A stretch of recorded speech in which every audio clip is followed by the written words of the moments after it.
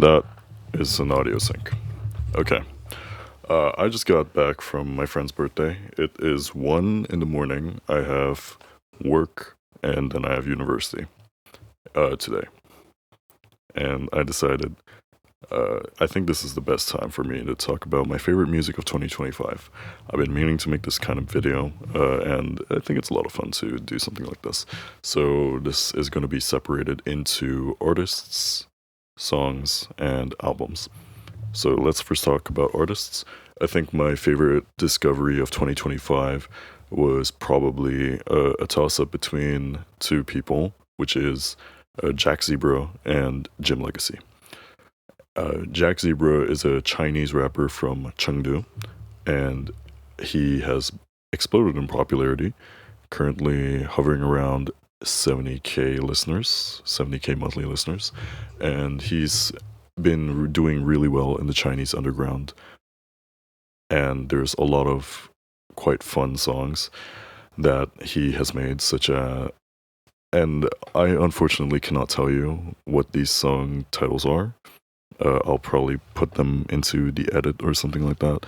But a lot of really fun songs. I really like his projects that he put out in 2024, and his album his album that came out through Surf Gang was really cool. The Hunch Jack mixtape, and as well as Above and Beyond. I think Above and Beyond has some of his most consistent work, and it's super cool to see a non-Western artist do something really cool and explode in popularity in the West. And for my second pick, Jim Legacy. Jim Legacy is a UK based artist, generally does a lot of jerk music as of right now. In the tape, Black British Music. Black British Music is such a fun ride all in throughout. I think my favorite songs from it are the singles, which are Father, Stick, uh, and I also really liked I Banged a Snus in Canada Water. Super ferocious. He's rap like Jim is rapping like he's really in it. It's a lot of fun, and I think it also delves into a lot of quieter moments, a lot of more intimate moments, such as when Jim talks about his relationship with his father, as well as how his family issues has affected him, despite being like a tongue-in-cheek for most of the part, and really exhilarating listen. There's still a lot of moments in it that make it feel really human, and it lays the foundation for an amazing album artist. For albums that I really enjoyed this year, I am going to choose Nina Geraci, I Love My Computer, and Skrillex, F you Skrillex. You think you're Andy Warhol, but you're not. So with Nina Geraci's I Love My Computer, it is probably the most relatable album I've ever listened to in my entire life. And I think that's part of the charm why it got so popular. When you are a Generation Z kid that has kind of grown up entirely on the internet and found electronic music through things such as Monster Cat and No Copyright Sounds when you're like 12 years old, you feel like it's a personal little part of you. And to hear an album articulate exactly the experiences that you felt in such a modern way was something that I didn't even know was possible. I think what I love my computer for is that it's not necessarily nostalgia baiting like a lot of trending music is doing currently. It does a lot of callbacks to previous music, such as the rise of Complextro in 2013 and a lot of older EDM styles. It does do callbacks to that. However, the way that Nina has produced the album, as well as created a really beautiful sonic world around a relatable concept makes it so makes it so original is something that I as an artist really strive to do. And I think Nina deserves all of the praise in the world that she got for that album.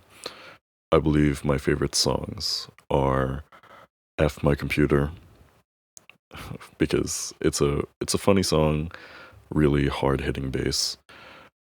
Um Sing Good, which is probably the most it's like the cutest little it sounds to me like an electronic musician's version of a ballad. And that's awesome. I like that she uses little plucks, no drums, and it just kind of it feels like you're reading through a diary. And man, I just cannot get enough of the whole album. iPod Touch is another highlight, like an entire recollection of what it felt like to discover music when you were 12 years old and like no one else knows it. And all of these experiences that, even though they are unique to her, they kind of ring true for a lot of other people. It's really beautiful. For Skrillex's album, F.U. Skrillex, you think you're Andy Warhol or you're not, but you're not, which I will be shortening to FUS for the rest of this video. FUS is everything that I've wanted in a Skrillex album, ever.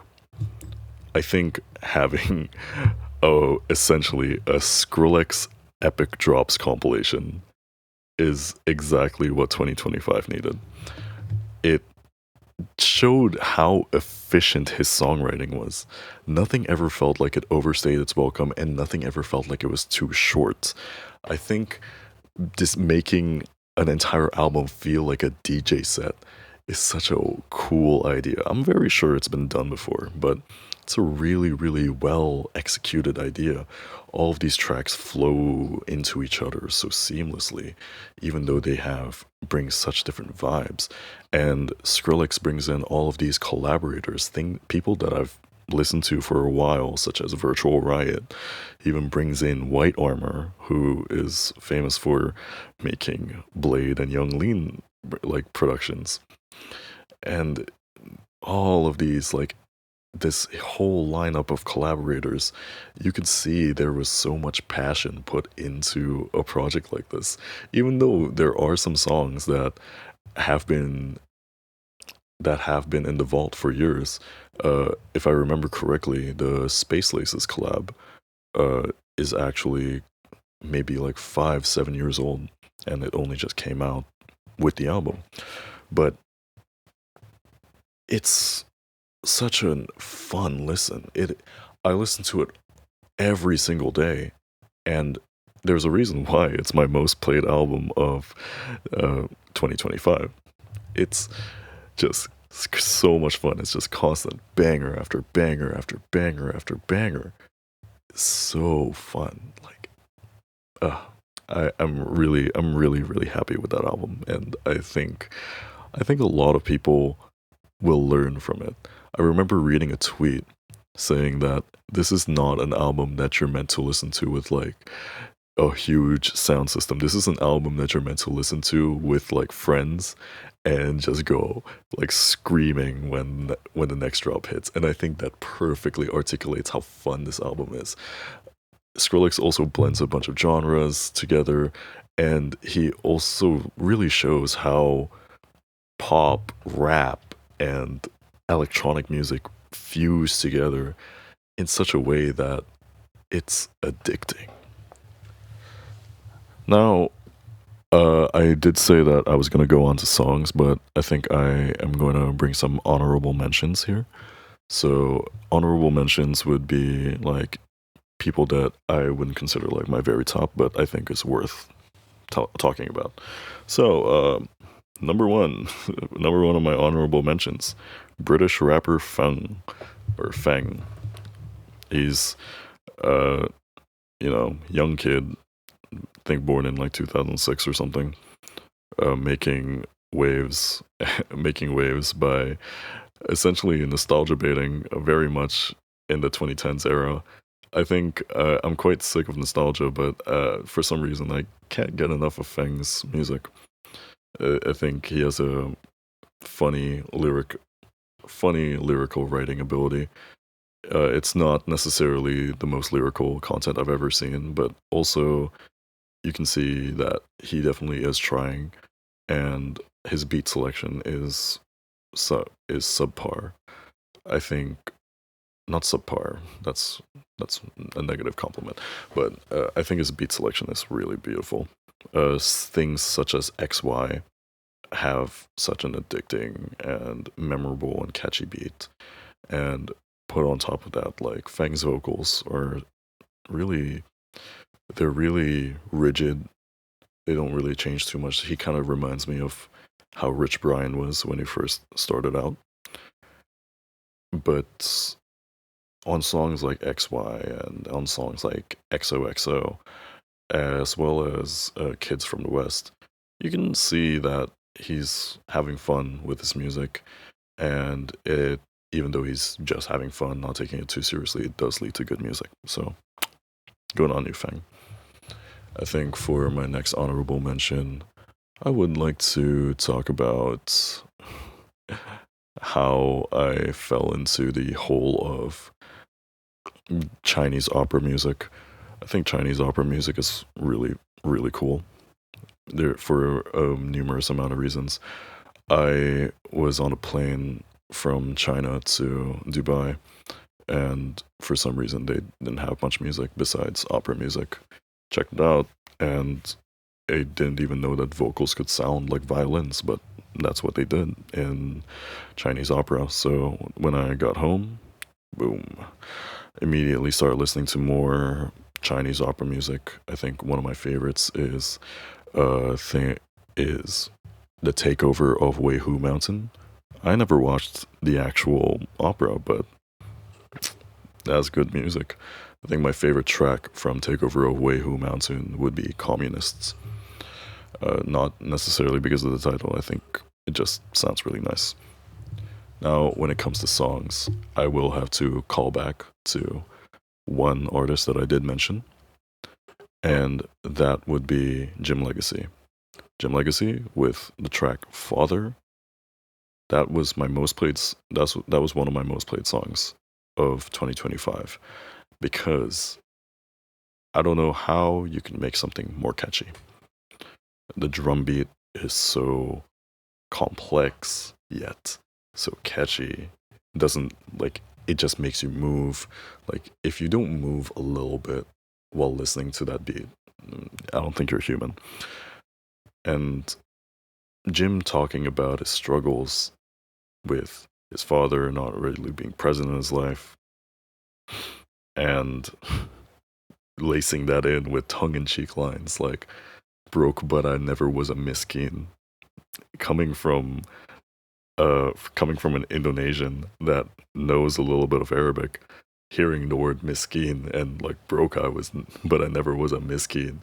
That got me howling. Like it was so amazing to hear something like that, and it's it shows how beautiful music can be because of the sample interpolation, the beat creation, the writing style, super witty and so catchy. I just find myself looping Father ends on ends.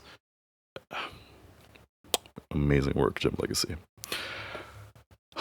And for my favorite song of the year, um, that would be Chinese Korean by Kim J, Jack Zebra, and Sebi.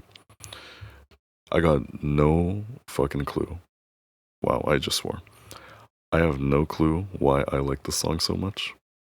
I'm not too sure exactly, but it is so it's so loopable. It is so loopable. Jack Zebra's part is like his best performance yet. It just sounds so it just sounds so cool. I think he sounds like such a he sounds so confident in himself. He sounds like he's like ready to fight someone. And the beat by Kim J.